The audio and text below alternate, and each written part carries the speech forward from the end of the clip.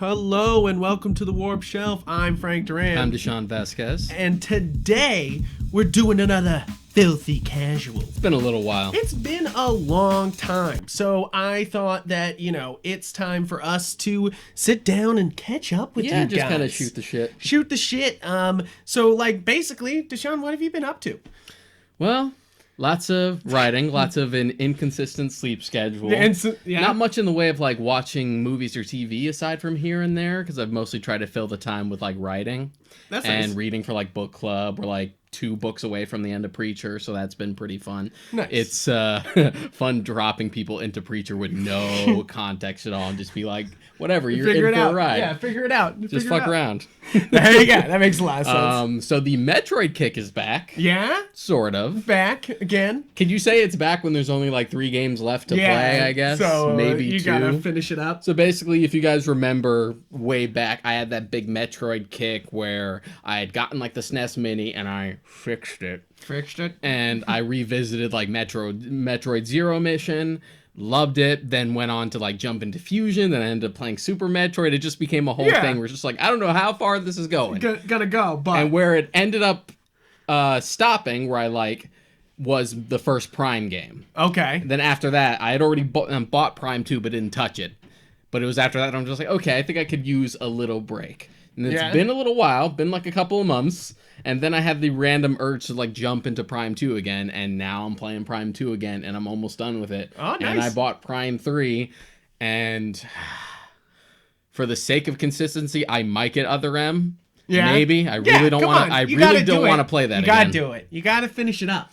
But all of these were good. I was playing good stuff up until this point. I gotta jump into fucking garbage like Other M. Yeah, but you gotta do it. You gotta finish the series. Gotta refresh myself on that. Yeah, you gotta remember that it sucks. Yeah, remember why Metroid effectively died for a few years until Samus Returns came out. I hope to dear Christ they have something this year. For Prime 4, yeah, that'd be nice.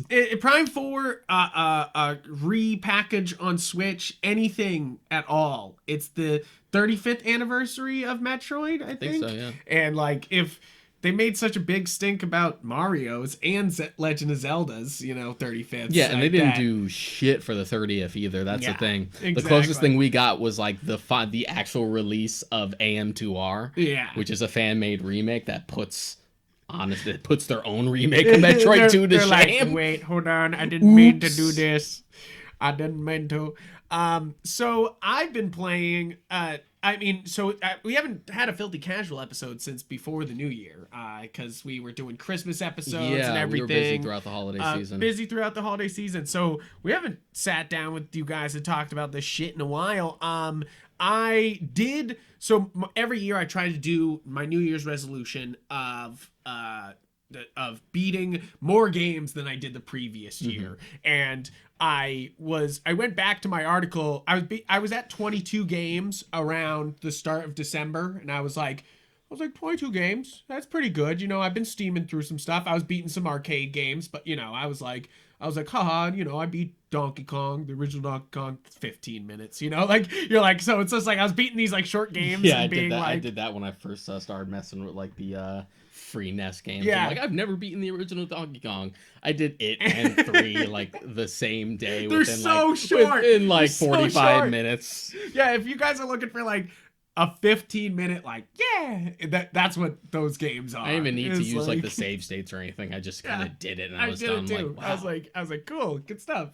But I see why that's how everything took off though. Mm-hmm. It's a great little game, even if it was just really short. I got really into Star Tropics when I started messing with the NES games on there and realized how much I enjoy Star Tropics. Yeah. This sort of adventure-y game, but with tiles and different power-ups and stuff, and it's sort of vague like the original Legend of Zelda, but you have way more direction. Yeah. So, I don't know. It's fun. I'm surprised there's only, I think, 2 games of it. It kind of just, came and went on the NES and then never came back.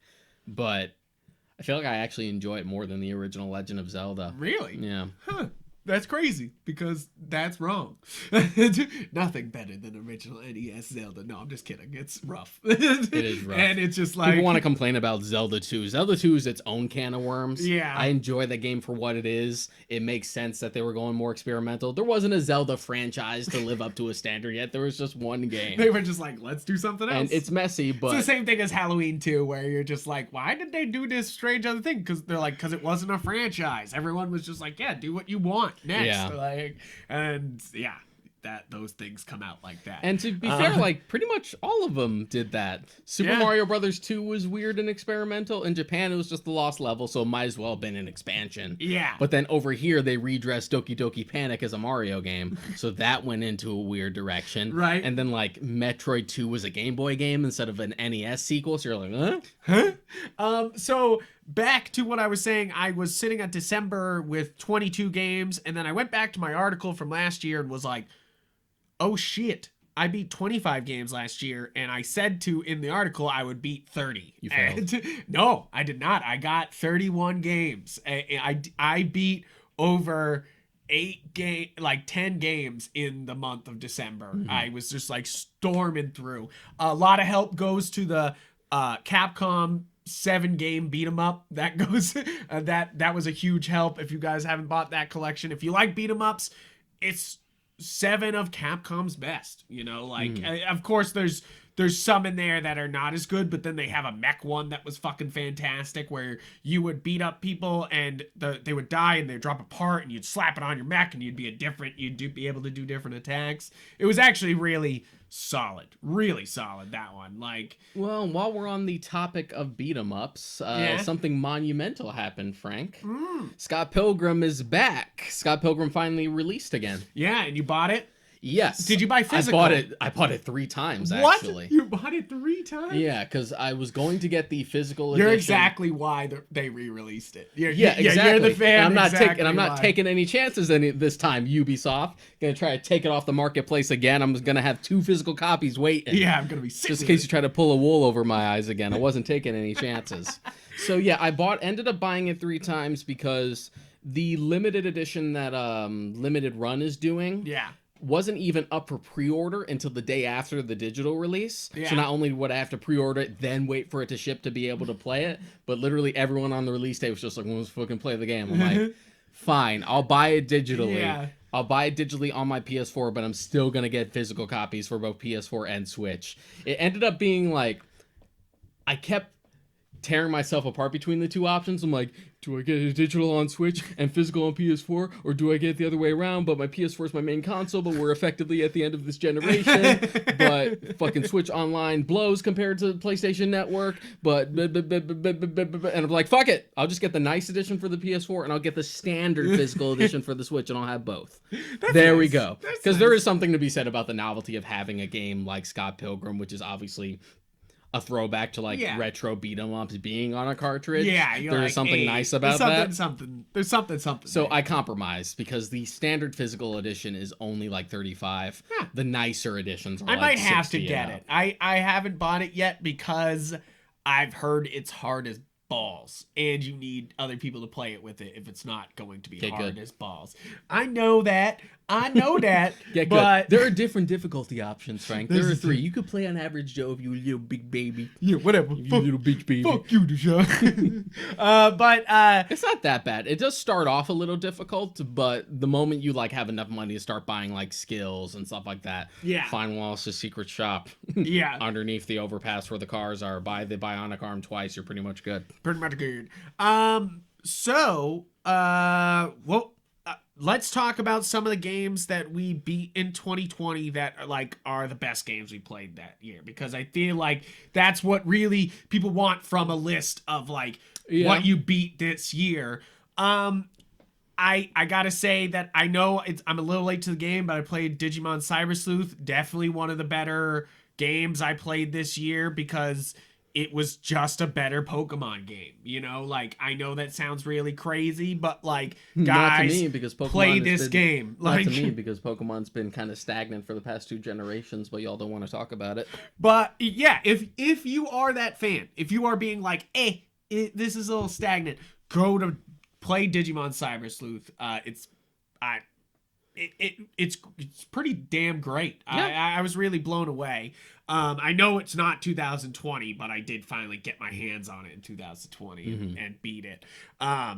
2020 wise, there's not many Switch games that like I actually like that came out this year. Yeah, if that you're I talking beat, about you know, if you're like- talking about the top hitters that are considered like game of the year that are like battling head to head, Yeah. those are on the other consoles.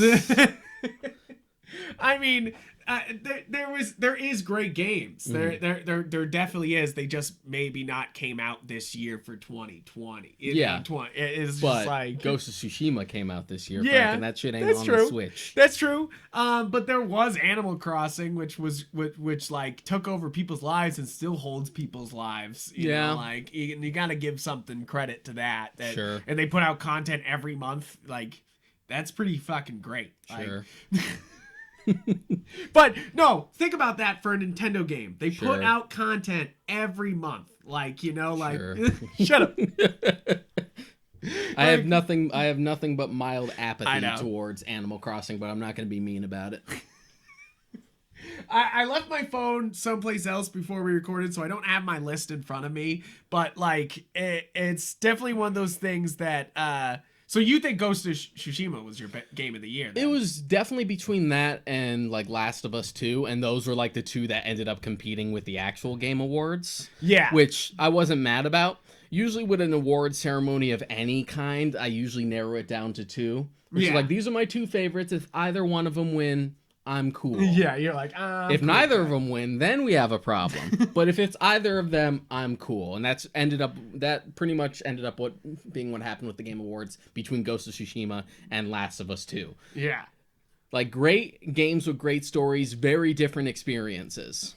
Yeah, and so I finally remembered what my game of the year was. It's absolutely Hades. It's absolutely no question in my mind. I know it's not a Switch exclusive, but that's the reason why I couldn't think of it. I was like trying to think of a Switch exclusive that came out this year.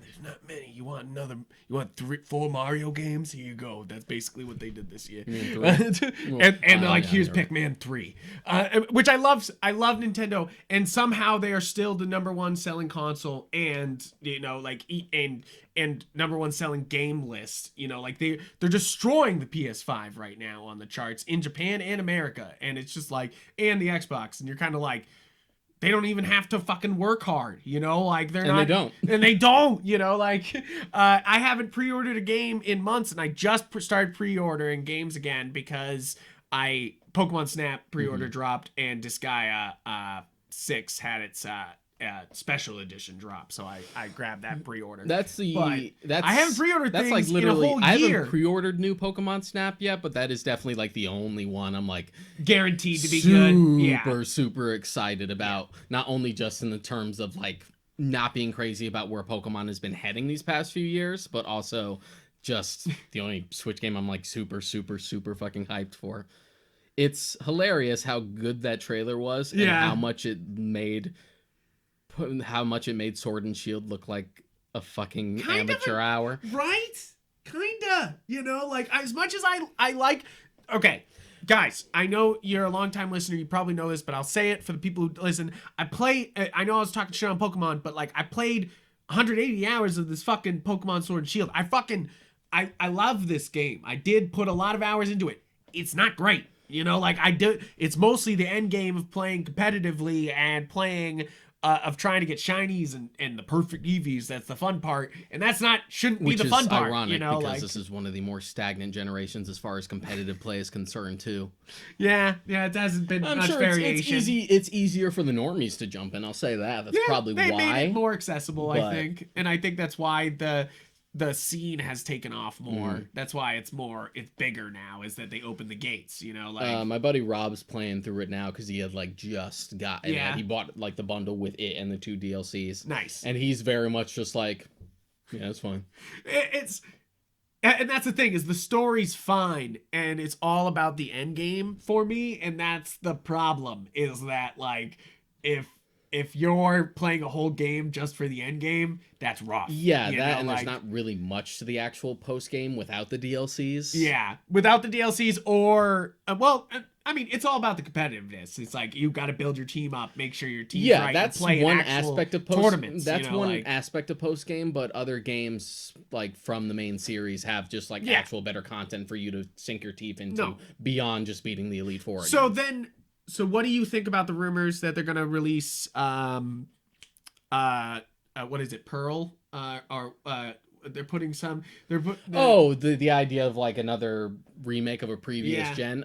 It would track. We pretty much have done it with every generation. because there was a rumor that came out from a pretty reliable source who dropped the Pokemon Snap news that there's going to be I mean, there's going to be something basically the way I see it is that we're pretty much at the next generation, and we've been doing this since Fire Red on the GBA, where we remake 1, we went to the DS, we remade Gen 2, Yeah. we went it's like we remade Gen 3 once we got to the 3DS. So it tracks that we would do Gen 4 now that we're on the Switch. And it makes sense. It makes sense company wise because you have all these younger employees who love these games, grew up on these games, have a passion for them, and are willing to remake them in new and exciting ways. And then once they're trained up, they put them on the main Pokemon game, and hopefully like that's the step forward. I mean, like I'm excited. My only worries is that I don't want a Gen 4 remake, even for someone you don't who's want a never yellow. been. You don't want that. I Let's don't go want Pikachu. I really don't but, fucking want Let's Go Pikachu and Eevee, but for yeah, Gen but what 4, about Meryl? But- No, what would they call it? What would they call it? Let's go. What would be a good one for a Pokemon for that generation? Let's go.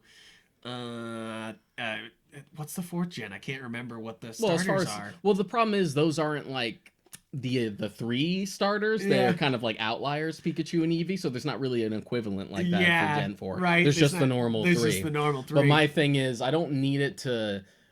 Definitely don't need it to be like the Let's Go games, and I don't also want it to run like Sword and Shield.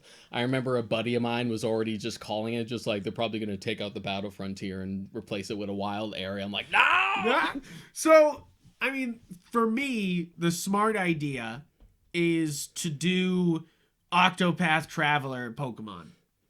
Like take that 2D.5 look that they do in Octopath Traveler and remake those actual games how they look, but with the Octopath look. No, like I don't- with dynamic lighting and No, depth. with a big remake, I'm sure people are gonna want the same treatment that they gave to Oris with Ruby and Sapphire, where they actually did remake it from the ground up Yeah. with the brand new models and stuff. Okay. And I'm open to the I idea just think only the because idea I of an don't. artsy remake is a good idea instead of just trying to be like, here's another fucking Pokemon game, like with no fucking changes. But that's sort of what we do. We take what was once rudimentary and we remake it in the current gen with current technology to see what we can do to improve it. Yeah. And again, it worked for both Fire Red and Leaf Green, Yep. which have more fucking content than Let's Go Pikachu and Eevee, which are on the Switch.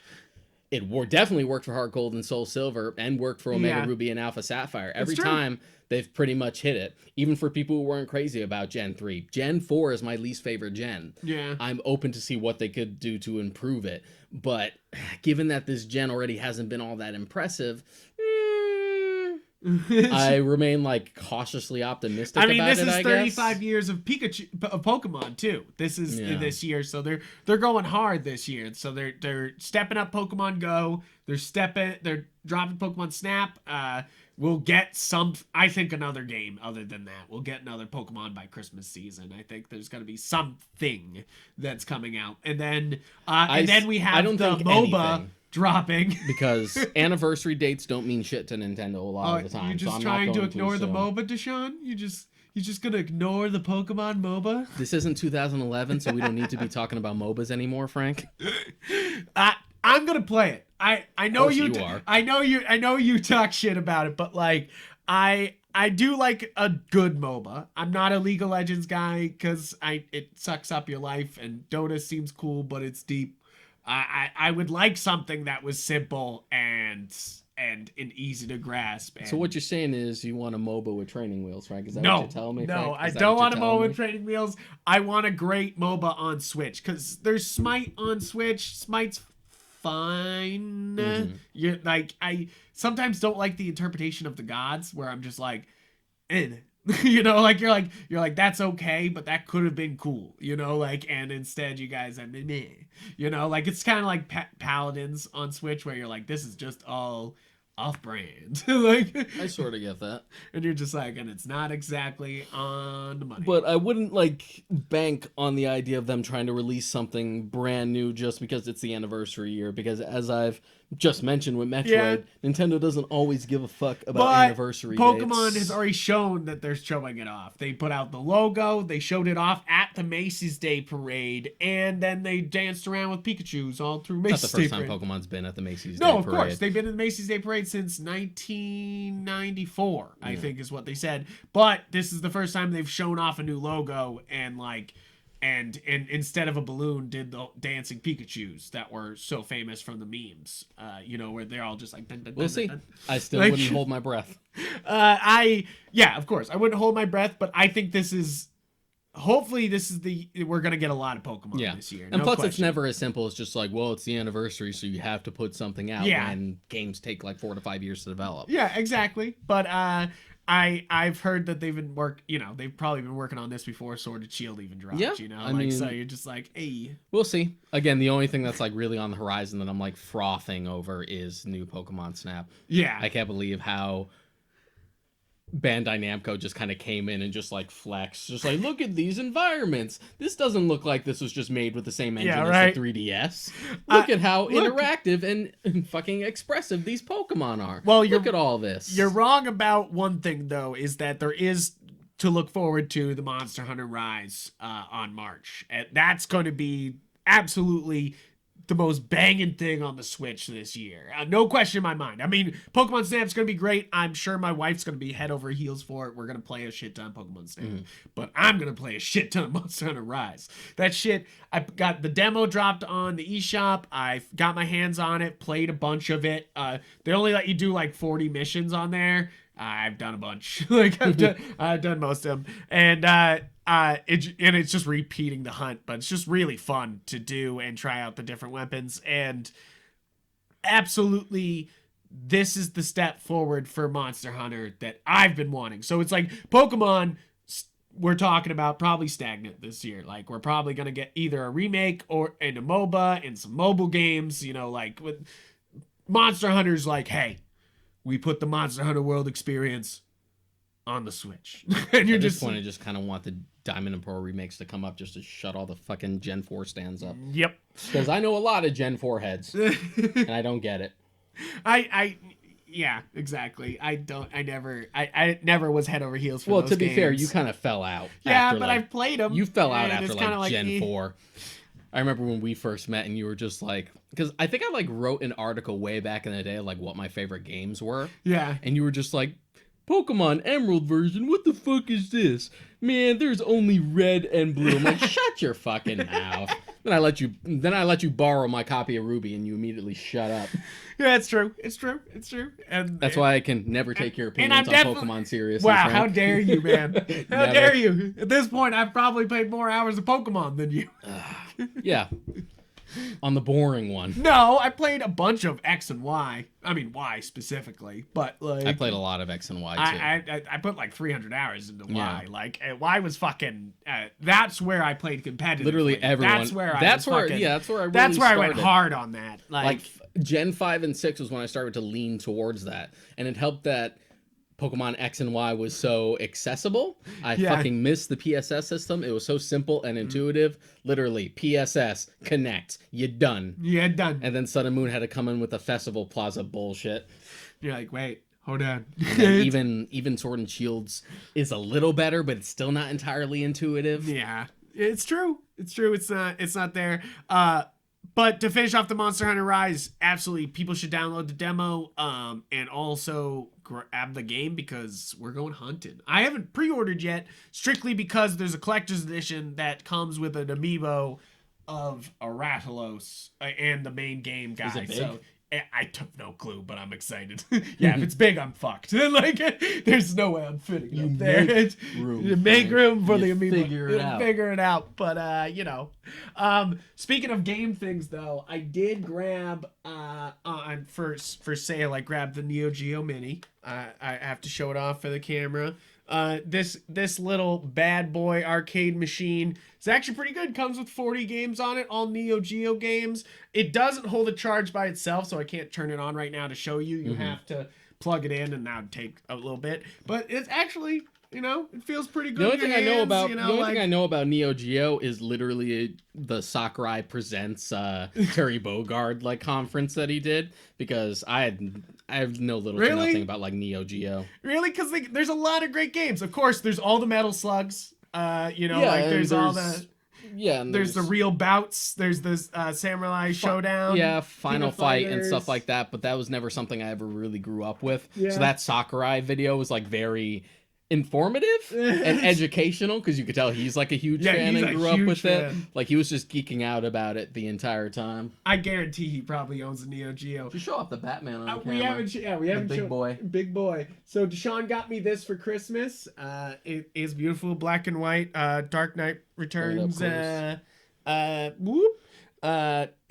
If you're Yeah. watching on YouTube, you can see it now. Sorry for the people who are listening, but it's pretty fucking. Yeah, it's the Klaus sick. Janson black and white statue for Batman, so he's in a Dark Knight Returns style. Yeah, that's. I'm gonna stand up to put him back because he will. I don't want him to mess up because he is beautiful. I love that. It just looks fucking sick and Just so permanently angry. yeah, permanently angry. But it starts a terrible precedent because I see it and I'm just like, I could get more. Now you're looking at I'm the just black like- and white statues like, I made a list on Amazon and I'm man. just looking at them and I'm That's- just like, oh jeez, That's how it starts. that's how it The starts. fever, the rage. I don't need big statues like that. I already have so many amiibos, but they are That's pretty much they why are mint though. That's They pretty are- much why I tick the box with Pops, because they're so cheap every time. Yeah. And they don't take up nearly as much space. That's why I was shocked when my brother was just like, yo, here's a 10-inch Mando Pop. It's like, oh yeah, this is why I don't buy 10 inches. They're so big. They are fucking. I only huge. have so much room. Funko literally just announced that they're doing a Godzilla versus Kong pop. They have both individual, but they're both 10 inches. But the sculpt on Godzilla looks so good. Ooh, that sounds good. So that brings us right into another thing I want to discuss on this filthy casual. Is HBO Max and Warner Brothers releasing their film schedule onto HBO Max. Now, the thing about that is I oh wow, holy shit, that's a really good Godzilla. I might have to get that. Jesus Christ, that's incredible. Well, sorry guys. But he's My not fault. even I showing it on distracted him. screen, but it is beautiful. But they're dropping their whole slate of movies on HBO Max. So of course AMC and theaters are pissed because they're basically being cut out of this distribution model. Yeah. Like, which does suck. That they should also release them at movies for the movies that are being safe. I mean, like they did- it's kind of weird that like that Soul is not anywhere to actually watch. Well, in you the know? case of like, HBO Max, the plan is to at least release them on theaters the same day as well. But depending on where you live, that's not exactly a viable thing. yeah, so like there Wonder is- Woman, yeah, where it's Wonder a Woman timed did that. release on HBO Max, and it's kind of a time release on HBO Max. Well, it's only going to be there for like a month. Yeah, which I didn't know that. That's kind of a cool thing that I thought that Wonder Woman was just gonna be on. Wonder Woman 2 was just gonna be on HBO Max from now on. It's kind of cool it goes away. They had to find some way to like recoup the cost, because it's just not as profitable to just release it that way. Yeah, because especially then if you're not going to have a especially premium for cost. Blu-ray Yeah. like sales or DVD sales or digital sales, if people could just have it on HBO Max forever right from the beginning, there's no sales there. You know, like which. Especially if you're going with the idea that it is no extra cost for subscribers. Like, I got why Disney Plus initially tried that with like Mulan, where it's just like $30. That's a little steep, but I get why you're trying to recoup that, because it ain't gonna make you that much money otherwise. It's not gonna work that well. See, but that didn't work out as well for them, and they lost almost more money. I think by, the big thing with that was that $30 is steep. $30 is steep, and especially for a remake of something that upset people. Yeah. I watched that Mulan once it was free on Disney Plus because I wasn't gonna fucking pay more. I was like, and you know, it's fun for an action movie. You know, like it's a kung fu Mulan, very serious, very like to the nose. And, I am curious like, as to what I will think about it as someone who likes Mulan but isn't like feverish about it. Yeah, because you'll like the changes. They like, you know, like Cricket's an actual person. You know, That was like the only- you know, like there's like little weird things where they change it and you're like, oh. It looked like sloppy from the start, but the only thing that kept me like cautiously optimistic about it was the fact that it was willing to make a lot of changes. Yeah, and as opposed to just being like the same thing but worse. Definitely a weird movie at points, and that's definitely I will say that right off. Like there's a lot of scenes where, you know, like the weird part is instead of a dragon, they're doing a phoenix that she sees as like the family symbol. And there's scenes where she just like stops and sees a fucking phoenix, you know, and you're just like, why? Like, did we need this? But like, I guess imagery, icon. Yeah, and you from know, what I like, hear, it was supposed to like try and make it more accurate to like the folklore and stuff like yeah, that. which I get. I definitely the best thing is Jet Li is the emperor and he's just bloodthirsty. Like fucking like he says about the and they don't make them mongrels, they make them something else that actually is more believable than like the Mongolians climbing the walls. They're just like that's actually something believable, and they he says something about like, bring him to me, I will kill him with my own hands. And you're just like, oh shit, Emperor's pissed. Because like in the original animated movie, it's like, Emperor's a kind old man who of course believes Mulan immediately and gives her honor. Well, when you cast Pat Morita, you know what you want. Yeah. They were literally just like, it's fucking Mr. Miyagi. He's got to be like the gentle soul. Yeah, exactly. But in this, they're like, it's Jet Li, and he's gonna have an action scene later, but first, he's gonna say he's gonna kill somebody with his own hands. Because like, it's Jet Li, and he will. And he has actually pretty good. That's the thing is like, if you're into kung fu is the wrong martial arts. If you're into martial arts movies, this is fun. You know, like, because there's a lot of good martial arts going on. Jet Li fucking has a whole scene where he kicks a bunch of dudes' butts. You know, like most movies are okay once Jet Li kicks somebody's ass. You know, like so you're just kind of like. You know, like, I mean, think about how many. I guess. Think about how many bad martial arts movies there are that are just like solely carried by how cool they are. And I get what everyone's saying. The expectations are extremely high. We grew up with Mulan. We love Mulan. Everybody loves that movie. It's the same problem with every one of these remakes is that everybody has these wicked high expectations because they grew up with them. They're the reason why they're into Disney. I think that's part of the reason.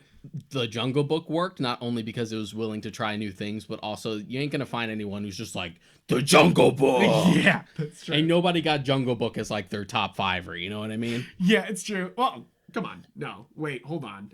That might be in my top 5 for them. We literally ranked all the Disney You're Renaissance. Right. Remember? We did that. Jungle Book ain't even in the Renaissance. That's true. You're right. Like it's a good movie, but it's just movie. like. No one's gonna be like, yo, the Jungle Book, top tier. And I think that's my reason why I think Mulan works better than the other ones is it's trying to do something else. You know, like it's definitely acknowledging that everybody loves Mulan, but it's doing something else, you know, like it's like, and that's why I like Jungle Book is that it was at least something else. And Beauty and the Beast, Lion King do not change enough, you know, and so doesn't what's the other one? Aladdin, but I haven't seen Aladdin, so I can't really judge. But like, kind of want you to watch it just to suffer. Just to suffer. Just to suffer. It didn't make me. It didn't make me as mad as Beauty and the Beast did because I just kind of. Beauty and the Beast. See, that's the thing is I didn't turn off this Mulan and immediately want to be like, let's turn on the other movie so we can cleanse this out of my fucking soul, which is what I felt about Beauty and the Beast and Lion King.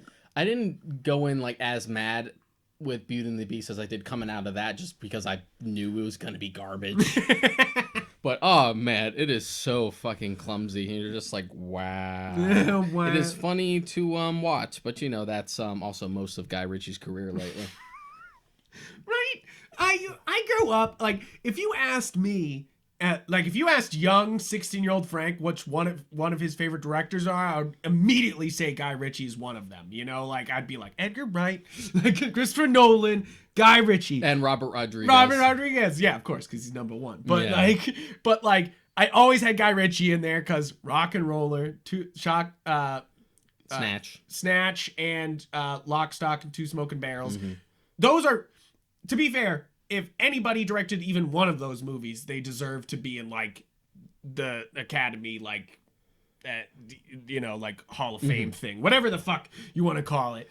And I even like those two Sherlock Holmes movies for what they are. Yeah, what they are. Even 2, which is bad, is still a good time. You know, like because there's a lot going on. It feels like Robert Downey Jr.'s James Bond movie, you know, like where they're just like, we're going other parts of England. Absolutely. and you're just like, okay. But yeah, Guy Ritchie's just fucking tanked it lately. Like just I heard The Gentleman was pretty good. Yeah. Yeah. I just It felt like apparently it's like a more of a return to form. Is that on which HBO Max? I'll watch I it. don't know. Like I said, I heard it was good. I'm not I haven't paying seen for it, is all But I'm just saying. the idea that like it's a return to form for him, which I guess is almost like how I feel about Shane Black as well. Just like Shane Black, stop messing with already established franchises. Yeah. All right. Iron Man 3 was fucking bad. I know. But then he did Have The Nice you Guys, seen that and a The lot Nice of Guys was people- super good. Have you seen? Oh, I need to watch that. It's really good. That's on Hulu. And Mary almost clicked it last night, but I was like, I don't. It's fucking funny. It's really good. So there's been a lot of people, and I know we don't talk about this often because we don't talk about Marvel that often. But like, there's been a lot of people coming into the defense of Iron Man 3 lately, and I've seen it all over Twitter, and I've seen it everywhere where they're like, "Oh, everyone's too harsh on Age of Ultron and Iron Man 3," and you're like, "No, we are not too harsh on those movies. Though both of those movies outstay their entire welcome the entire time. Like, Age of Ultron is a mess. I don't like actively dislike it, but it is one of those things where it really sticks out, and you can tell that people kind of forget that it happens, despite the fact that it has a lasting impact on the franchise going forward beyond just like Scarlet Witch and Vision, stuff that like keeps getting brought up. Yeah, it's one of the more plot heavy ones, but that does not make it good. I think like, I think it helps that like a lot of it is set up for like future shit, especially the whole section of the film where Thor's just like, I'm just here to set up the Infinity Stones, which is weird because where he's just tripping balls. it's so weird that they were panicky about wanting to explain the Infinity Stones at that point, because we have literally already gotten like little pieces of how they work as each one was present in the movie. But we already literally just got an explanation of what the Infinity Stones were in Guardians of the Galaxy, which was the movie right before Age of Ultron. So what do we need another explanation for? It just sounds like somebody wasn't talking to somebody else. You know, Either like, that or it's one of those things where they thinking that people weren't going to see Guardians. Yeah, or one of those things where like, oh, there's a section of the audience that only watch the Avengers movies. Yeah. Which is very much a thing. It is very much a I thing. do remember like so many people who had went to go see the Avengers because of like the hype around it. It was the big thing to watch, even though they hadn't seen the movies like leading up to it. And you're like, Which is why when they were kind of lost, I was happy about it. Well, and I mean that is also an issue, but also it's not, because it's one of those things that like, yes, every one of a movie that comes out is going to be somebody's first experience, but also Marvel is its own thing now. They can take tons of risks and not be harmed, and that's obvious from WandaVision. I haven't seen WandaVision yet. I watched the first 2 episodes. Yeah. It's interesting. It seems so. I like this. It's the one that's interested me the most because it's going like out It's there weird. and swinging Yeah. for something different. Like Falcon and Winter Soldier looks fine, but I'm worried it's gonna feel like TV budget Winter Soldier. Yeah. That's what I'm really worried about. Especially with it, it's only got like 8 or 6 episodes, and that's it. It's over. Like, Well, to be fair, I think that's what WandaVision is supposed to have too. Yeah, and it's supposed to just and be Mando done. also only has 8 episodes, so I guess they're trying to follow that formula. But you know, Mando's going forward. It's like WandaVision and Winter Soldier. Both those shows, they've kind of collectively have not said if they're going to continue, and it sounds Winter Soldier and Falcon is a limited series. It's over after this, they said. Like, I don't know if they've said that about WandaVision. WandaVision, they keep dropping hints that this will tie somehow into Doctor Strange 3 because Scarlet Witch is that's supposed to be the weirdest. Yeah. I'm intrigued so far. It is very much going for like this I Dream of Jeannie, Bewitched type thing, but also with like this Truman Show-esque thing of just like, there's conspiracy going on. Why are we here? Why don't we remember anything? Why is everything so weird? People act odd for no reason. And I'm intrigued. It's at least a different flavor for Marvel. It seems very actually bringing in House of M. Like, I haven't seen it yet, but like, it seems like they're like, hey, Wanda's either bringing in the mutants or that's like the theory. You know, like there's a little bit of that from a tonal perspective, but not really from a content like, oh, we're literally lifting this from House of M. Yeah, exactly. Because I know that's the theory that like that's how we're gonna bring the mutants in, is either here or set it up, plant the seed for here to pay it off in Doctor Strange, especially since it's dealing with the multiverse stuff anyway. Yeah. I don't know. We don't know the plans. It's fun. It's Spider-Man 3 is doing some crazy shit. Yeah, that's like exactly. They're just hiring everybody. I'm worried about that one. Yeah. No, I mean, there's a few of them that I am more worried about than the other ones. I have full confidence in the Doctor Strange movie because Scott Derrickson is back for it, and right? Is that Sam Raimi's directing? Sam Raimi's directing. Right. Sorry, I forgot that happened. He was initially back for it, and then he left. Yeah, then he left. Yeah. So. I mean, Sam Raimi. No, come on. That's gonna be fun. Anyway, you slice it. Like, even if it's bad, I'll be like, Sam Raimi's back, bitches. Like, you know, like, even if they just do a couple Sam Raimi type shots, I'll be happy. I just hope they let him get weird. Yeah.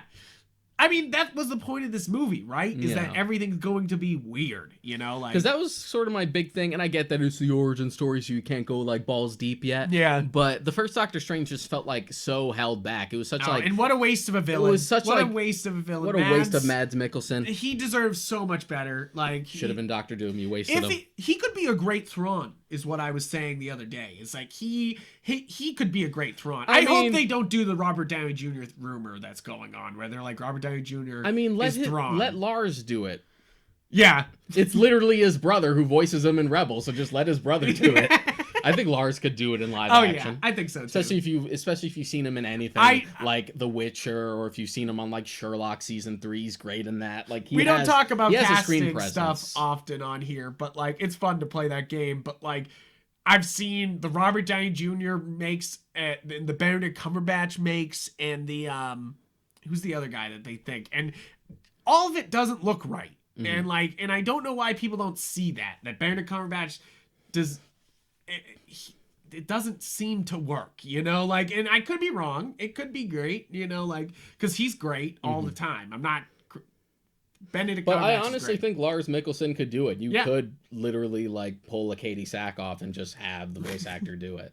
If you want to do Mads, sure, I guess, but it would be kind of weird. Just like, that is literally my brother. Yeah, right. You're like, what the just fuck? Like, why do you get it? I was here first.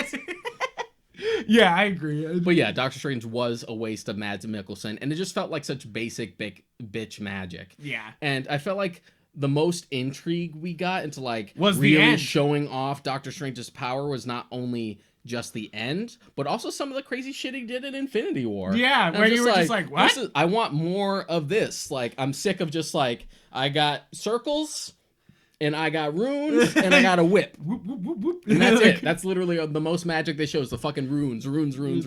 I want to see some crazier magic shit. Yeah, I want to see some shit. And I think that's what this next phase is all about, obviously, is bringing in the real magic and being like, hey, remember, the Marvel Universe is weird, you know? Like, also, can we get some more movies beyond just like Guardians and Captain Marvel that like really lean into the cosmic?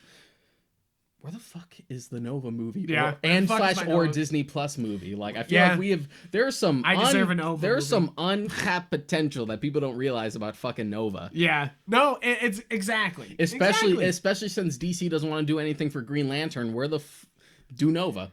do Nova. Just do it. Do a Nova show. Like, that sounds great. But obviously, they have a long slate here, and that's pretty much what we're gonna get for a very long time. What I'm really curious about that Blade movie, because Mahershala Ali is a great. He's great. He is a great. He's so good. He's great. He's a great choice. I do not want a PG-13 Blade movie. No, I don't. But given that they're just like, yeah, Deadpool's totally going to be in the MCU, and yes, we'll keep it rated R. Just like, does that mean you can make the Blade movie rated R? Again, I don't want a PG-13 Blade movie. Yeah, and it's kind of one of those things that like, Blade is not really a teenage audience, so it's super weird to like try to lean into that audience there. You know, you're kind of like, this is an adult audience thing. It's kind of like if you did a PG-13 Spawn. You're like, this was never made for this age. Why would you do this? You know, like, which I know they're not going to. Todd McFarlane's like, Todd McFarlane.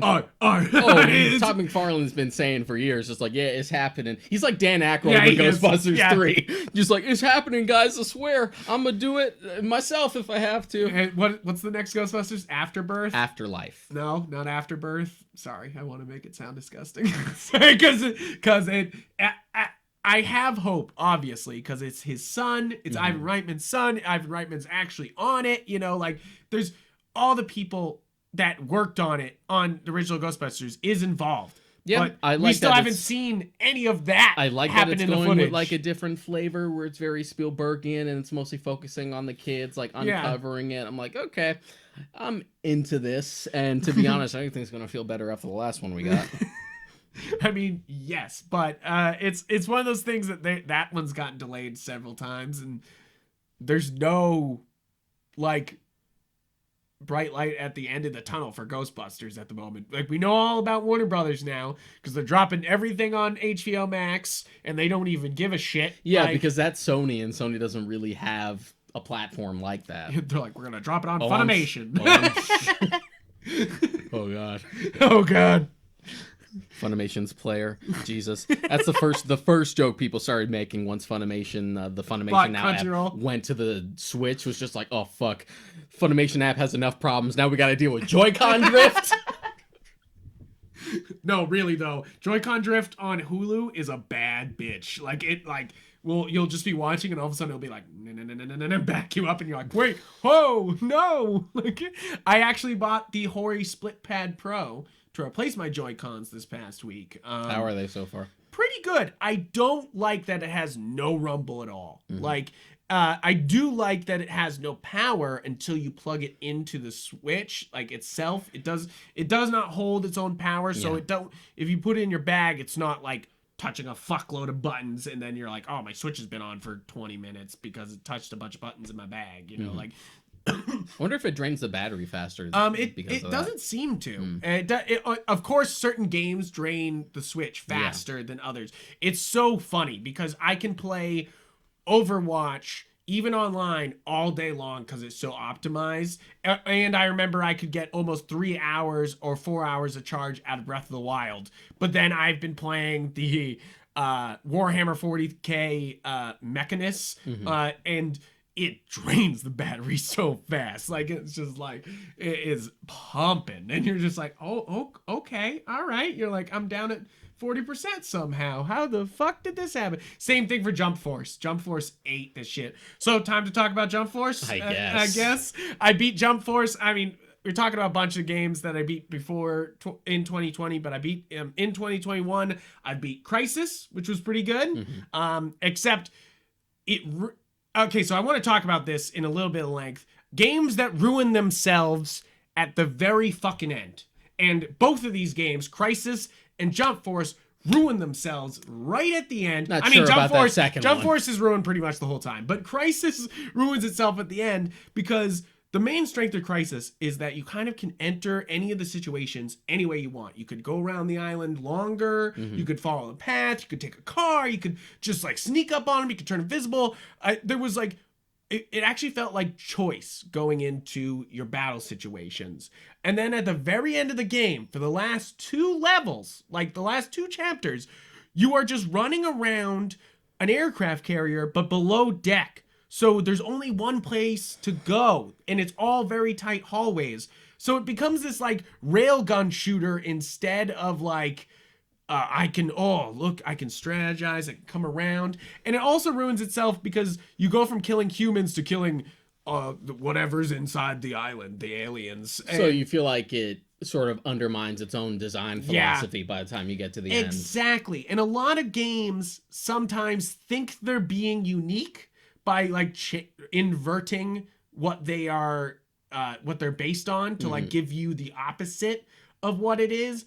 But most of the time, that just leads to frustration, especially with Crysis here, where it went from killing humans, have a ton of choice, do whatever you want, to raining bullets on an alien in the sky that you had to point at. There was never anybody on ground. You were just always shooting aliens in the sky. And then when you were on the boat, it was just like aliens were actually just right in front of you. And then the final boss is just a big thing in the sky that you had to hit with enough bullets, you know? Like, so you went from being like this very precise game to being like, shoot all the blue things, you know? Like, and you're just kind of like, I don't know. Never played Crysis, just because back in the day you had to have a fucking supercomputer to run the damn thing. Yeah, it's funny because it works well most of the time, and then sometimes you're just like, oh, that plant can't render, oh lordy. Like, and I had these great moments where I have this clip of it, and I shoot there's two guys in a Humvee, and I shoot the guy with the gun in the Humvee,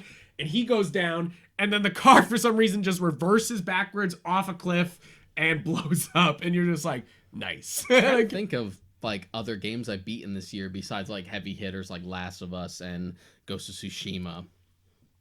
And besides like me getting back on like the Metroid. Yeah, the Metroid. Just Metroid training. I mean, I did beat Scott Pilgrim like the first day it came out. I played with 3 other people. We're just like, we're doing it. Let's go. How long did that take? We were on it for like a few hours. Nice, there you go. Yeah, Cool. It's not that long a game. No, I didn't think so. It's not a long movie. It's not a lot, and if they tried to stretch it out to the graphic novels, I mean, it is adapting the graphic novel more so than it is the movie. There are like little Easter eggs for the movie itself. Like Edgar Wright is literally in the film game, set stage as like a little NPC, which is cute. Yeah, and stuff like that. So beat that. Been playing a lot of Among Us.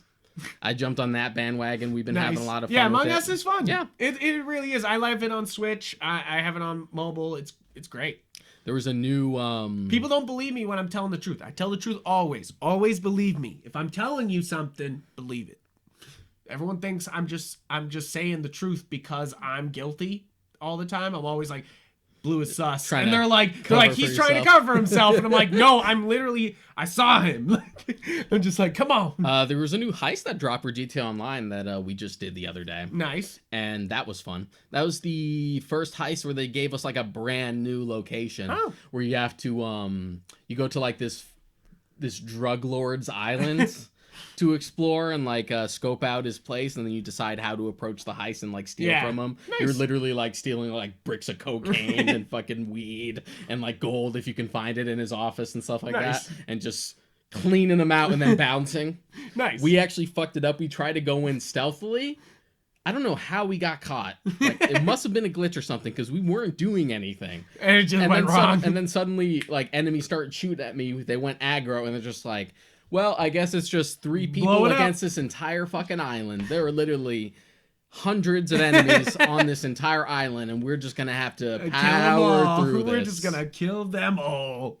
But yes, Jump Force. So I got Jump Force for Christmas because I wasn't gonna pay for Jump Force, and it was one of those things that and I've been making fun of you for it. And so I've never played any of the other crossover jump games. I've never played the other one, so I have no basis to base these on. Victory Versus came out on the PS3 and PS4, and it was the first time one was ever officially localized over here.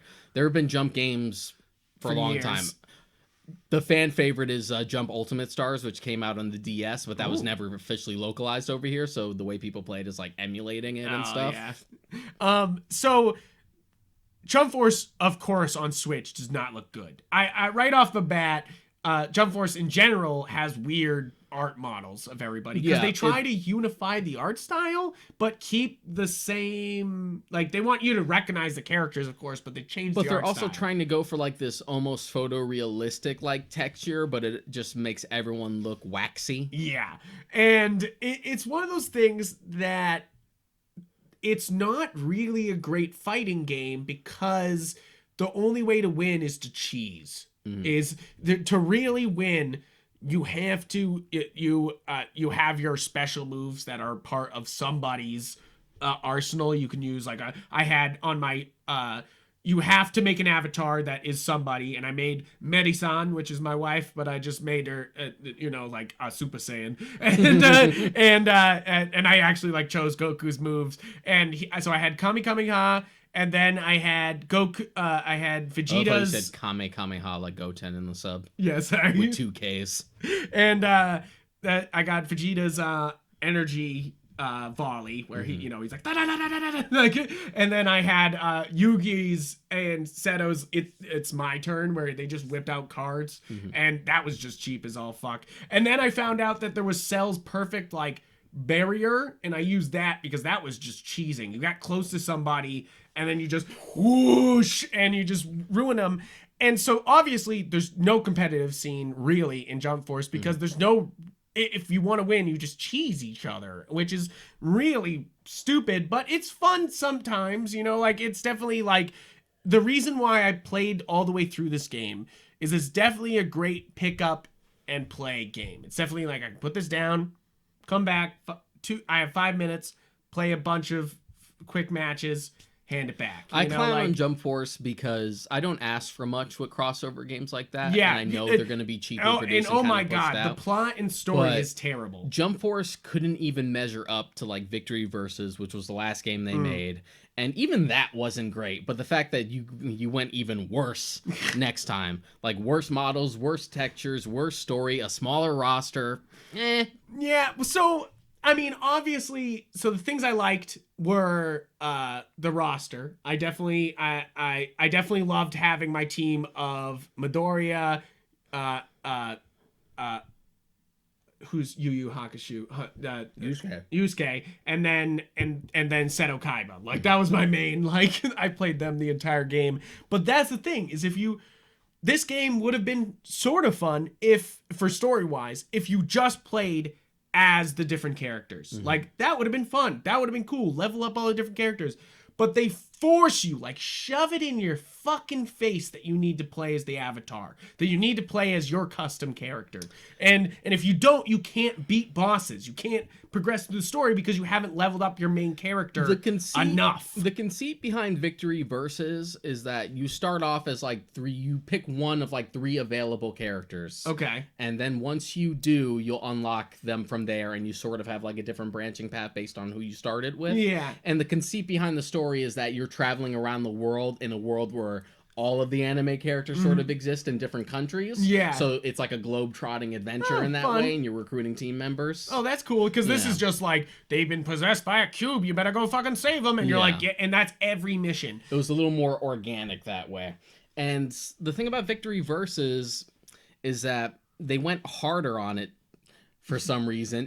It felt more like an actual celebration of Jump. Because there were characters throughout like its entire history, like publication history, from like the most obscure, oldest franchises, ones that aren't even around anymore. It felt like a true celebration. Here, this is more like easy, low-hanging fruit, like lowest common denominator stuff. Like, I know that's a Naruto. So that's my main problem with this, is I'm not a Naruto guy, I'm not a One Piece guy, and this game was like, hey, Naruto and One Piece fans, we got everybody. Which is the majority. Exactly. So like obviously the people playing these games want a really good version of that. I always have to like reiterate. Like Naruto is pretty big over here, but I always have to reiterate with people just how fucking big One Piece is in Japan. Yeah. That people don't really get because it never really hit the same, like it's not really the same as huge, as well received over here, like not even remotely. Yeah. Cuz it's like culture over there, you know, like it's like I was saying today, it's like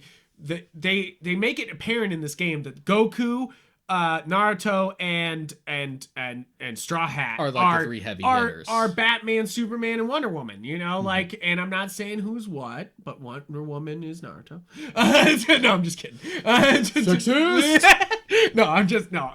I mean, Wonder Woman's great. Naruto's stupid. So that's an insult to Wonder Woman, really. I come at this from like a former Naruto fan who was like super mean into it like back in the day, but just sort of fell off because I got really sick of how dumb and melodramatic the story got. Yeah, and so, and that's the thing about the game, is I loved the little bits that were not that, and everything was that. And then the little bits that were like, hey, you're working with Yugi and Seto, or hey, you're working with Midoriya, and look, there's all the other UA students, you know, like, and they actually like, there's bits there that I was like, hey, this is better than and I know this is not saying much, this is a better My Hero game than the My Hero game that came out on Switch that was just telling the original first season, and then they do My Hero 2 where they tell the rest of the story that's out for the anime so far.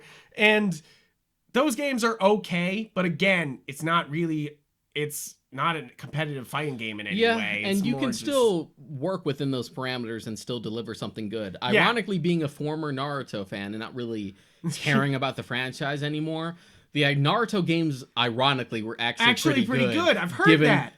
Given like the relative like quality of anime games like that, like the fucking Ultimate Ninja Storm games were the shit.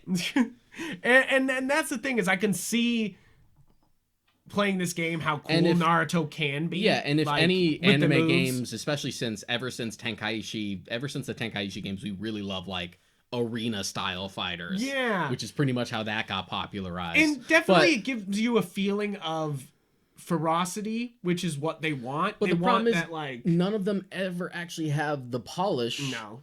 Or like the same level of fidelity than those games that they were inspired by to begin with, the Tenkaichi games and the Storm games. Those games, while not amazing, had polish, had a lot of content. And that's definitely a problem here, is that Jump Force, it's not all the content is just repeated shit. And that's the problem with it. Was like 15 hours of story, and it still was just a lot of the same over and over again. And you know, they would say a line from the anime to like piss off another character from another anime, you know, like Vegeta being like, you weak piece of shit to people. But like, and like, that's fun. And I definitely liked that Light was there and he drove the storyline. Like, that's fun for me as a Death Note fan. I was like, hey, I know this one. Like, I was like, that's hilarious to me as a Death Note fan and someone who watched Death Note Abridged back in the day. Yeah. Where the entire conceit of Death Note Abridged was that he wasn't killing people with the Death Note. He was killing off anime characters with the Death Note because he wanted to be the only remaining protagonist.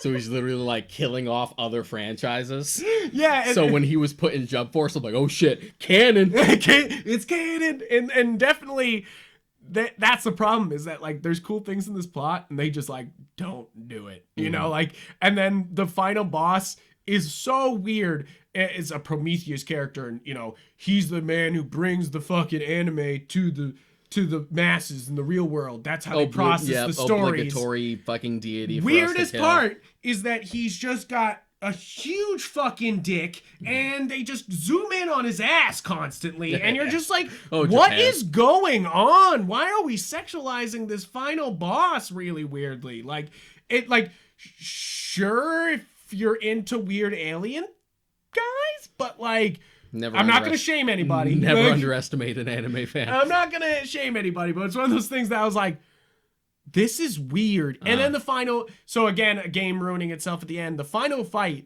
I told you this whole time, you have the anime moves because you don't want to actually use your punching moves most of the time because they're stupid. And most of the time you literally just have to hit the same button again and again. Yeah, and it's like chip damage. And yeah, and it's chip damage. And so the final boss fight is just that. No powers, just physical attacks. And if he hits you twice, you're dead. And the whole game, if you get hit at all, it's kind of like, fuck it. You know, like, walk it off. You're like, wait, whatever. I can dodge out of the way. And this was like, you can't dodge. You like, and and if I hit you twice, you're dead. And you're just like, the fuck? Like, and it took a long time, but I finally beat him. But it was one of those things where you're just like, you took your whole concept of using the fun of the anime moves and tried to rely on your actual fighting system here, which turns out to be 3 fucking buttons, you know, like, and you're just like, and they're not very good. So on a more positive note, was there any of like the shows that are represented there that you have no real context for? What the fuck is City Hunter? What the fuck is City Hunter? City Hunter's that dude old. looks awesome. I know that sounds so like stupid, but like he just shows up and he's just like, I'm a ladies' man with a gun, and you're just like, who are you? Like, City Hunter's an old school one. And it's not on Funimation. I was like, give me City. I was like, I want that. Whatever that is, I want that. Like, I was like, it just looks so wild. Because I know when I played Victory Versus, it was before I had watched Hunter x Hunter. And See, that's the other thing. I definitely want to watch Hunter x Hunter after this. There's not many shows I came out of this being like, oh, I need to see that. Mm-hmm. And you've pushed Hunter x Hunter on me before. It's on the list. It's the same creator as Yu Yu Hakusho. So, yeah, I gotta finish Yu Yu then. But, like, Hunter x Hunter looks kind of banging. And the moves they were doing, I was like, what the fuck is this show? You know, like, you're just like... Because, and there's Kill You and the... Who's... What's his name? What's the main... Gon. Gon. Like, love that. It's just like...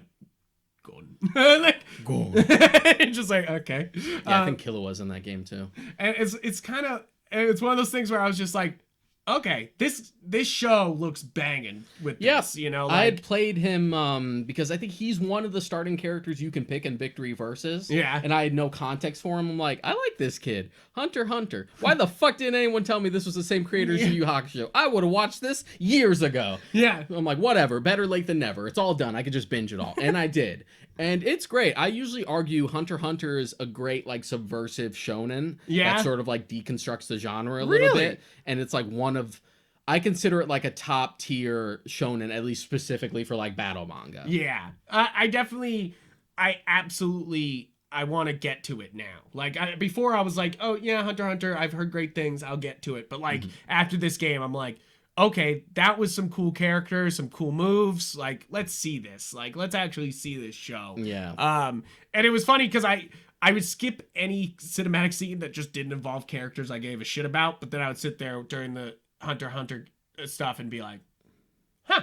Like, I'm just like, huh, this seems kind of interesting, you know? Like, you're like, this seems sort of weird. There like, are definitely elements from Hunter x Hunter that Naruto clearly lifted because Hunter x Hunter manga-wise does predate it. Yeah, that's like, funny. people make the comparisons of, like, the Chunin exams and the Hunter exams, and Kurapika has the eyes, and then you have the Sharingan and Naruto. There are certain, like, little parallels. Yeah, so it's kind of like I want a better... shorter Naruto, like, in sort of in a way, like, don't want Naruto, but that you don't want to like watch like 500 episodes of Naruto. Hunter x Hunter's like 100. Yeah, something like that. In a movie? Is there a movie? There are 2 movies. They movies. both suck. Don't watch them. Oh, that's like Full Metal Alchemist. You're just like don't do that. No, Conqueror of Shambhala is good. Sacred Star of Milos is yeah, exactly. Where it's just like because. In Conqueror of Shambhala's case, it literally is the finale to 03. Yeah. That's why the ending of 03 leaves off on a cliffhanger and it concludes that way. Exactly. Which, hey, I can appreciate that. Just to be like, instead of a finale episode that's only 22 minutes, here's a fucking movie that we put budget into. Yeah. And there are so few movies that are like canon or in actual continuity to the series, so it's kind of nice. That seems to be a very common thing where they just don't connect it, you know. Well, it's because they don't want to do anything that contradicts like what's going on in the manga, because like the manga is the true timeline and we're not going to contradict that. So anything we want to do is just kind of experimental at best, unless they do something like Demon Slayer is doing. Yeah. Where they were just so does that connect? That connects because they're just literally adapting the next arc as a movie. Really? Yeah. Okay. That's cool. Demon Hunter is definitely one I want to see. That wasn't in Jump Force, but like, I was like, that's... I mean, with the news of it being the #1 anime film of all time, and then it's slowly becoming... Oh, in Japan... And then it's slowly becoming the #1 grossing for anime films. Like, you're just like, Jesus. I think the conceit behind the third. I think the conceit behind the Demon Slayer movie with that train arc that they're doing, which is how the first season literally ends, is them getting on the train and leaving off as a cliffhanger, was that the arc wasn't big enough for them to like conceive it as the basis for an entire season. Without padding it out. So they figured, we'll do a movie for it instead. That sounds good to me. You know, like, give me the content, but actually in its content form instead of playing around. You're just like... Made in Abyss is sort of like that, but that's more of a case of, like, we had 1 season, then we had 2 recap movies. I fucking hate recap movies. And then the third one was actually just like, here's new shit. Here's new shit. Yeah, as a DBZ fan, I'm sure you do not You're like, fuck those recap. I mean, to be fair, the only recap movies in Dragon Ball. Are Yeah, like, Dragon Ball. Pretty much all the Dragon Ball movies. Yeah, I was are, gonna be. I was recaps. like, Dragon Ball movies. Z movies are at least doing their own thing, even if they're clearly like lifting and repurposing ideas from the actual arcs. But fuck those first 28 episodes of Dragon Ball Super, where it's just Resurrection F and Battle of Gods again, but worse. But worse. They're like, here's but bad. No. You're like, please no. If they please, fucking, God. if they even try, because the manga's still going, if they try to bring the anime back, I swear, if you motherfuckers try to redo Broly as an arc, I'm not watching it. Yeah, right. You're like, stop. Just call me when you get to the Moro shit. So, to finish up Jump Force, bad graphics on Switch, handheld and on screen. You don't want to play as your avatar, and they force you to. The plot's boring.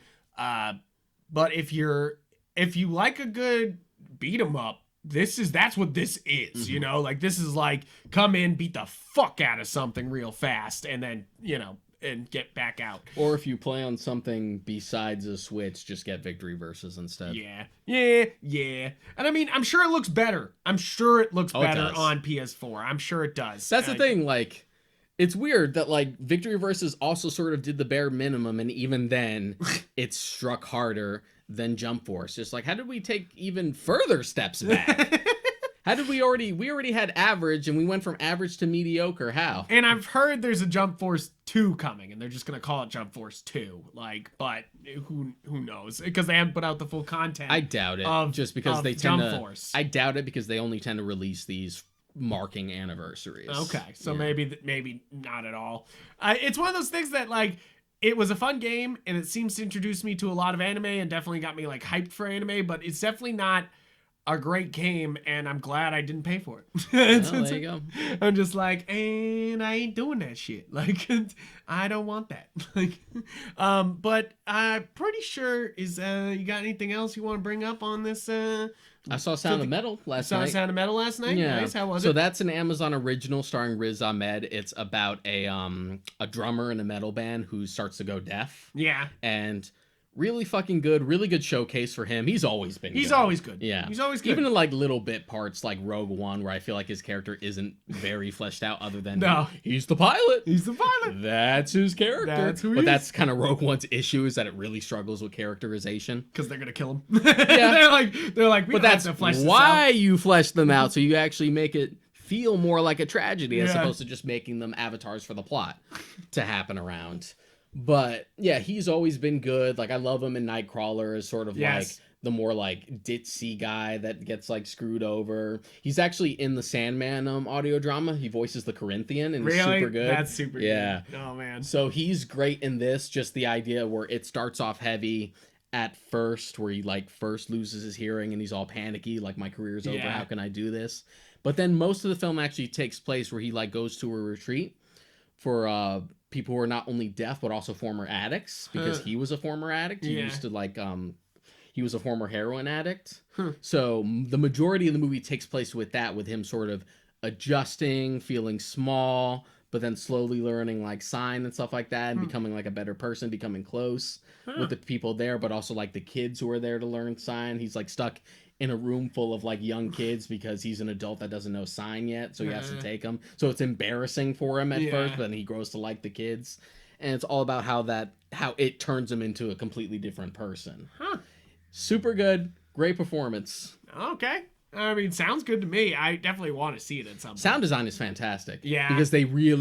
Because there's a lot of emphasis on like what does the world sound like for To a him deaf slowly person, getting yeah. deaf, and even when he gets implants, like the actual reality of getting implants, of how it doesn't really bring your hearing back. It's so much like an illusion of Yeah. hearing, and it's like very staticky and low quality, and there's a lot of feedback. Really? That's interesting. So it's like very fascinating. That is fascinating. I'll have to check that out. Like, and it's definitely one of those ones that they are pushing for an Oscar for the next year. It's interesting. The project actually started off as like a documentary for an actual metal band that the director of the film was like helping with. Nice. But then when they couldn't get it off the ground, he pretty much got the actual like drummer that the thing was based on's blessing to Nice. just take Do the a idea movie. and make it his own. That's nice. Yeah. Yeah, that's cool. Yeah, I dig that.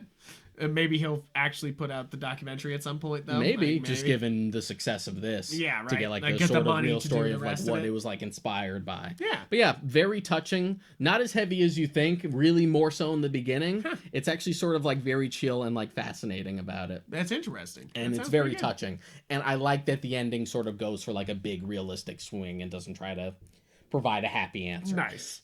Oh yeah, I started 2 new shows. I started that have just come out this past month. Mr. Mayor with Ted Danson, Bobby Monahan, and a few other people.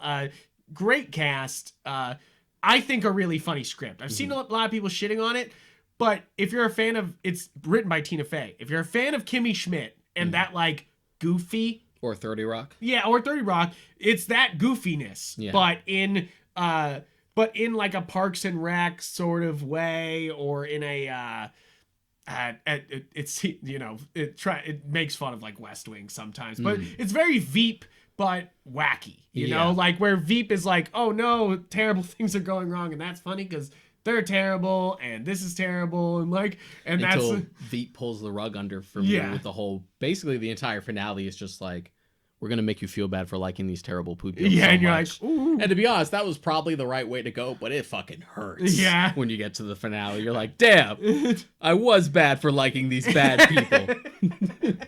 Damn you it. got me. And definitely this is more lighthearted and like Tina Fey, where it's just like wacky, lighthearted, fun. How about you And finish The Good Place, Frank? I will, some point, we'll get back. I promise. We'll finish it.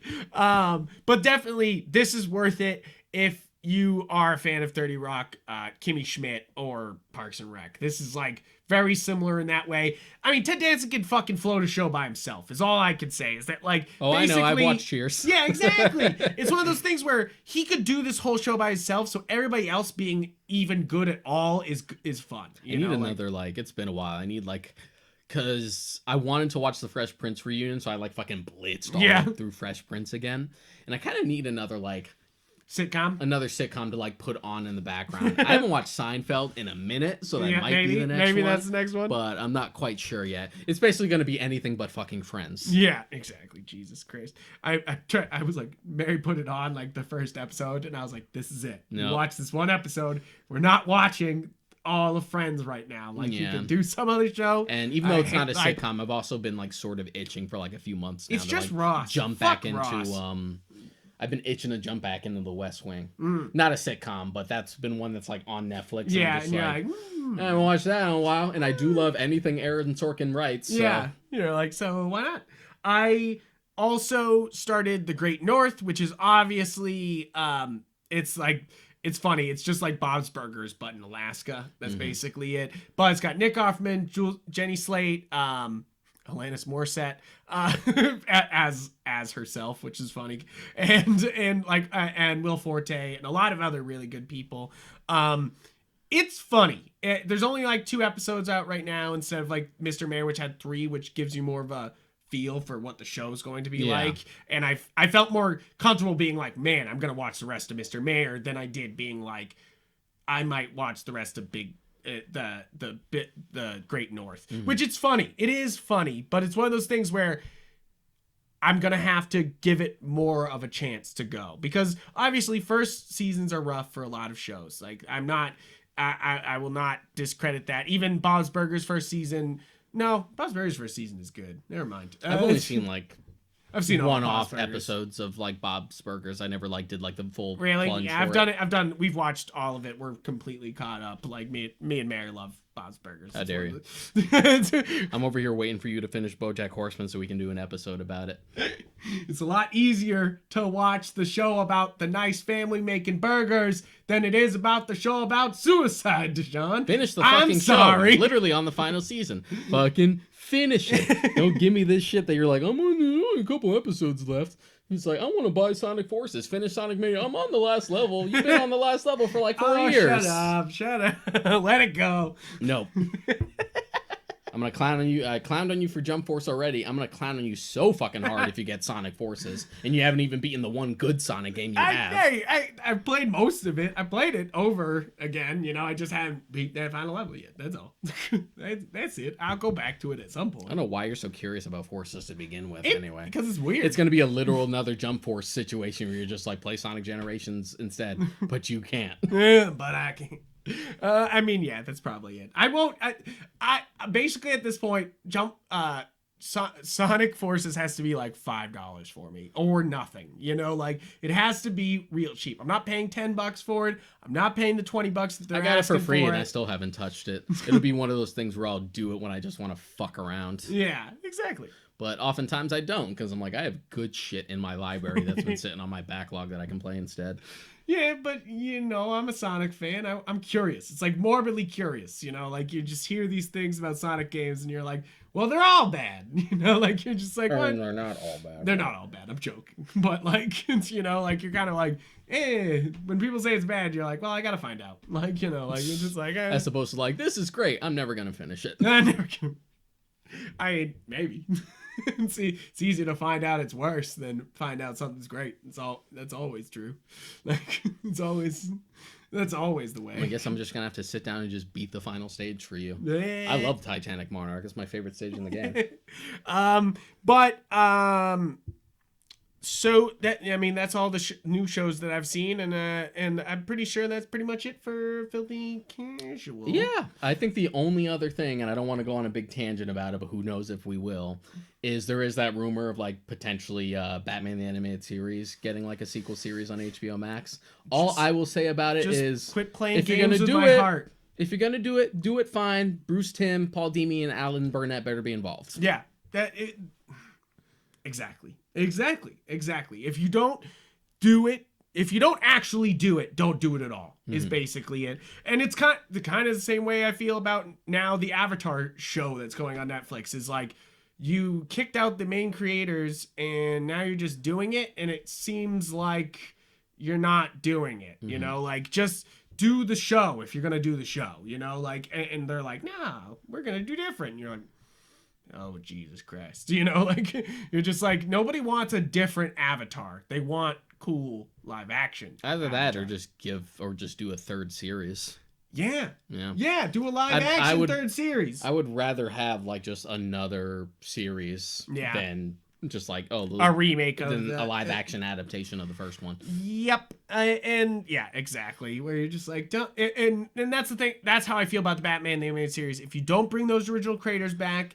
If you are doing a different animation style, if you are not bringing Kevin Conroy and Mark Hamill back, you are not doing it. Yeah. And it's not Batman the Animated Series. I feel like if we were... I will be overjoyed. We'll be talking about it so much if they do that. We'll start a whole nother podcast that's just us fucking reviewing every one of those episodes. Yeah. I feel like from an aesthetic perspective, the way to go with it is to find some balance. Do like some hybrid design, because if you try and make it look like the original animated series, well, then it won't look consistent with like the new Batman Adventures or Justice League or Batman Beyond. So maybe a compromise is probably some combination of the two is probably the best way to go about it. Maybe it's definitely one of those things. Think like, and every time we sort of reference the animated series, we do more of a new Batman Adventure style anyway. Yeah, and I think that's probably the right way to go, only because the style of the original animated series before they transitioned to the new Batman Adventures only really works with pen and paper. Yeah. And if it's animated, it's definitely going to be digital. Yeah. Which works in their advantage. Harley Quinn is digital. It looks good. The next episode is all about Harley. So that's the reason why we're not talking about it. That's the other show that we dived in on, But like the Bruce Timm art style from New Batman Adventures to Justice League and Batman Beyond lends itself a little better digitally because that's kind of where it started. Yeah. So I think that's the way to do it, but who knows? Yeah, it's one of those things that HBO Max has a lot of power right now. Yeah. They could ignite some really great things and bring a lot of great things back. Or they could do what they're doing with Fresh Prince and Friends, where they're just doing like, oh, we brought the cast back, and they're just going to talk to each other. And you're like, this is a waste of fucking money. You know, like... I actually like the Fresh Prince reunion. That was nice. Yeah? It was good? Yeah, because it felt more like a documentary about like how Will Smith was like he had never acted before and Yeah. like the pressure for it and stuff like that. But then they also go into like real deep shit of like why the original Aunt Viv was fired from the show. Oh, yeah. Like they don't like try to hand wave it away. Like this is what happened. There was some shady stuff. Yikes. So that was fun. Okay. It's definitely, it's just one of those things where when you say reunion, people You are think like, an actual like narrative reunion special. Yeah, exactly. And it's one of those things where you're just like, okay. More so than like a panel or a mini doc. You know what I mean? Yeah, exactly. But and I as feel far like as- they would do that. Peacock would do that with The Office. Oh, They yeah. would be like, we're doing a reunion special, and it's just all of them together. Remember when we did The Office? Yes. Yes, I watched it the other day. So like everyone's seen Every white girl in America definitely remembers. it. Like just fucking give me new shit. Like, Yeah. But as far as the anime series is concerned, I'm perfectly satisfied with where the DCAU ended. So I don't need another show. Yeah. But if you're going to make another one and make it good, then fine. Yeah, exactly. Or in my eyes, I'm okay with a completely different Batman show. Like, but you, of course, be you want to honest- bring in like new people, but like, To be honest, I think the big one to go back for, because Batman the Animated Series like had its time. I think the one to really go back to is Batman Beyond. yeah, That only had 3 seasons. They wanted to do more, but then the entire focus shifted to Justice League, and they Yeah. never got to go back to Yeah, it. I That's why agree. we got like the retroactive ending for it in Justice League Unlimited, Yeah. which works, and It I love does. that episode.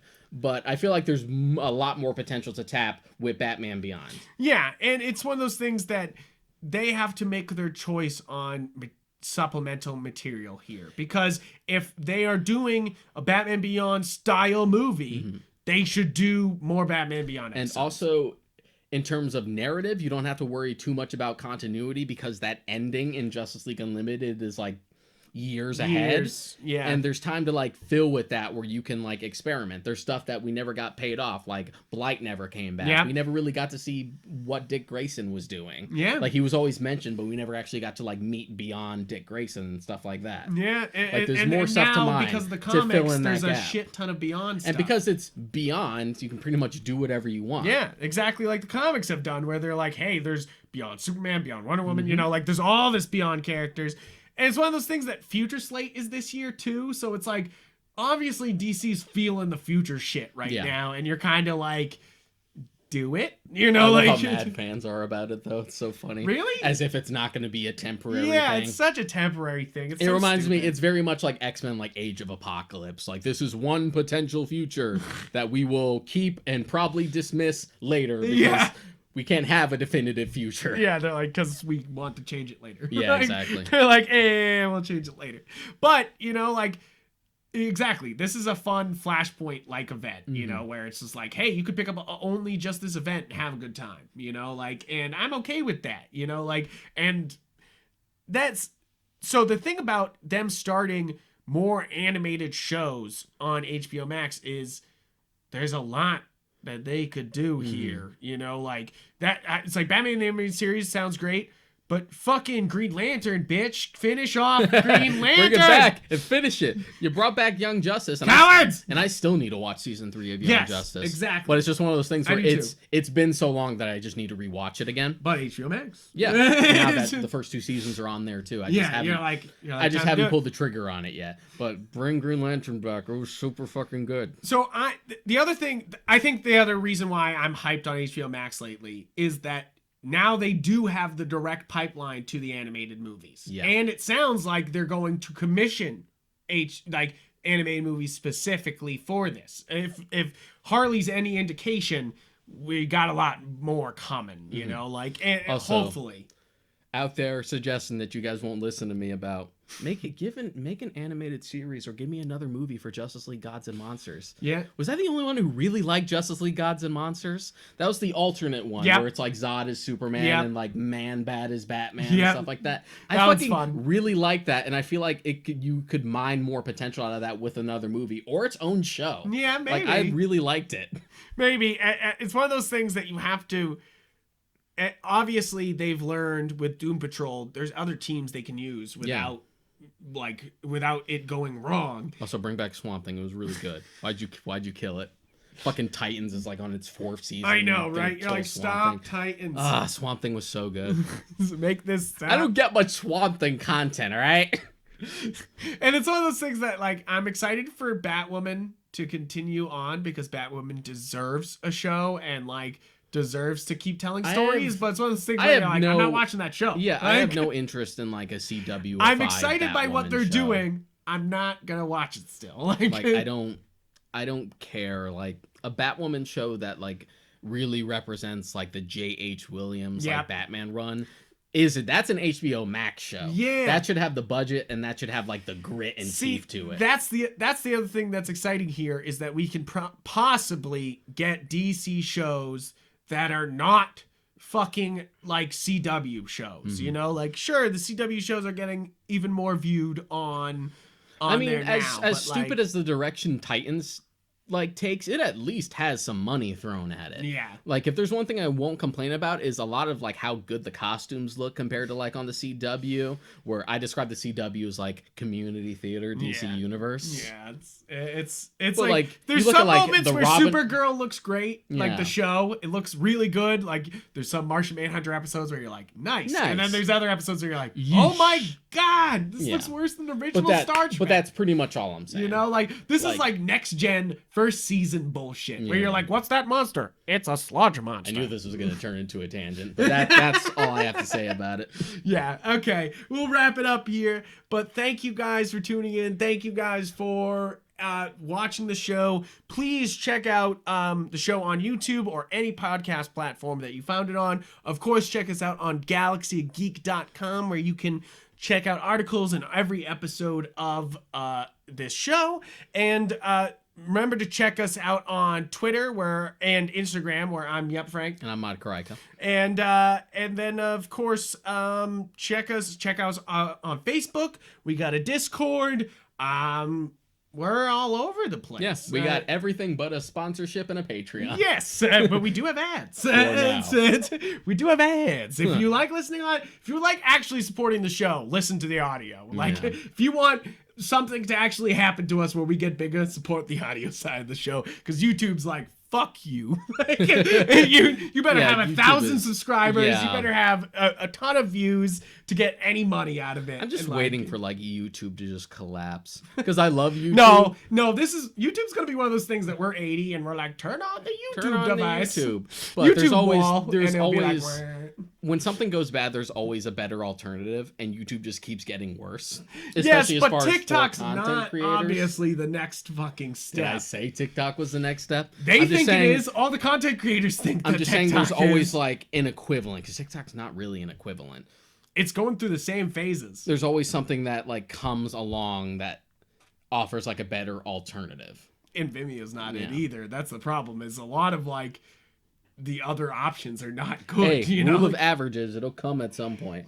It won't have like the same. They have a monopoly. That's my thing. It doesn't have like the same infrastructure, and YouTube's just so big and ubiquitous now.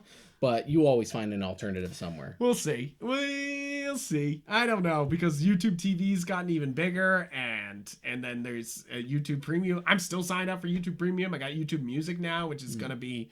They forced me into that, but like then there's YouTube Music now, which is gonna take over the fucking world. I have wireless earbuds now, and I still haven't pulled the trigger on like Spotify or YouTube Music or anything like that, just because anytime I hear a story about like... But you have Amazon Prime, so you probably have Amazon Music. Yeah. So you're good. But I also... They have Flack on there, anytime I fucking hear a story about like Spotify just got this anime opening available, I'm like, bitch, I've had that for like 10 years on my iPod. I am not excited that you just got it.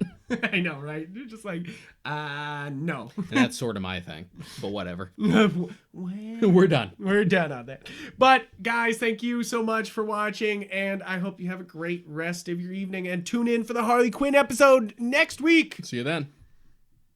And I didn't play any music out, so here's some music while we dance. You know, that's how we end the podcast now. We just Wayne World it out this way. Just going like this. White people dance. White people dancing, and yeah.